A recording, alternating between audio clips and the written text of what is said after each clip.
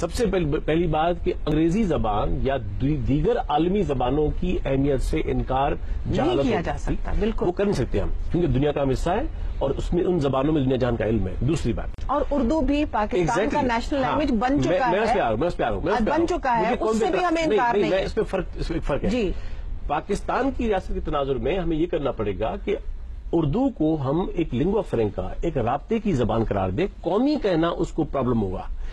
ہاں، جو قومیتوں کی زبانیں ہیں، جو قومی زبانیں اس ملک کی تمام ہیں، جیسے مثال دی آپ نے ہندوستان کی، تو وہاں ہندی اور انگلش وہاں کی اسٹیٹ لینگویجز ہیں، اور وہاں 22 قومی زبانیں ہیں. پرویز صاحب نے مثال دی سوئٹزرلینڈ کی، تو وہاں 4 قومی زبانیں ہیں. بیلجیم میں وہاں فلیمش فرینچ 2 قومی زبانیں ہیں. وہاں جائیں نائجیریا میں 9 قومی زبانیں ہیں. لیکن لنگوا فرینکا تو ایک ہونا ہوگی. چاہیے. ہاں، بالکل. پاکستان کے تناظر میں اس کا حل یہ ہے کہ انگریزی کی اہمیت کو بڑھانا چاہیے ہمیں. دوسری جانب پاکستان کی ریاست کی حد تک اردو کو ہم رکھیں رابطے کی زبان، قومی نہیں، کیونکہ وہ یہاں پر بہت سی قومیں ہیں. قوموں کی زبانوں کو بنائیں آپ. اس ملک کی قومی زبانیں پنجابی، سندھی، بلوچی، پشتو، اس میں کیا. اور میں سمجھتا ہوں کہ یہ ایک مفروضہ ہے کہ اگر ان تمام، اور یہ زبانیں علاقائی نہیں ہیں، یہ قومی زبانیں ہیں، یہ بھی غلط فہمی ہے. تو میں سمجھتا ہوں کہ قومی زبانوں کو ان کا جائز مقام دینا، اس میں کوئی تضاد نہیں اردو کے ساتھ. اور یہ کہنا ناظرین کہ بچے جو ہیں وہ اتنی زبانوں کی بھرمار میں کیسے پھل پھول سکتے ہیں، یہ میں اپنے ایکسپیرینس سے آپ کو بتاتی ہوں.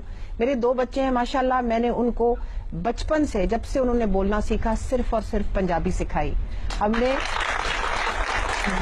دونوں میاں بیوی نے بچوں کے ساتھ 7 سال کی عمر تک کوئی اور زبان نہیں بولی. یہاں تک کہ جب ان سے انگریزی میں کوئی مخاطب ہوتا تھا، وہ چھوٹے چھوٹے تھے، تو آگے یس یس کر کے بات ٹال دیتے تھے. لیکن ماشاءاللہ اس کے بعد اسکول میں انگریزی بھی سیکھی، اردو بھی سیکھی. میری بیٹی نے فرانسیسی بھی سیکھی، دنیا کی بہترین یونیورسٹیز میں تعلیم حاصل کی. دونوں ماشاءاللہ کام بھی کرتے ہیں، دنیا کے ساتھ کمیونیکیٹ بھی کرتے ہیں، سب کچھ کرتے ہیں. بچے ہر زبان سیکھ سکتے ہیں، بچوں کے ذہن میں بڑی لچک ہوتی ہے.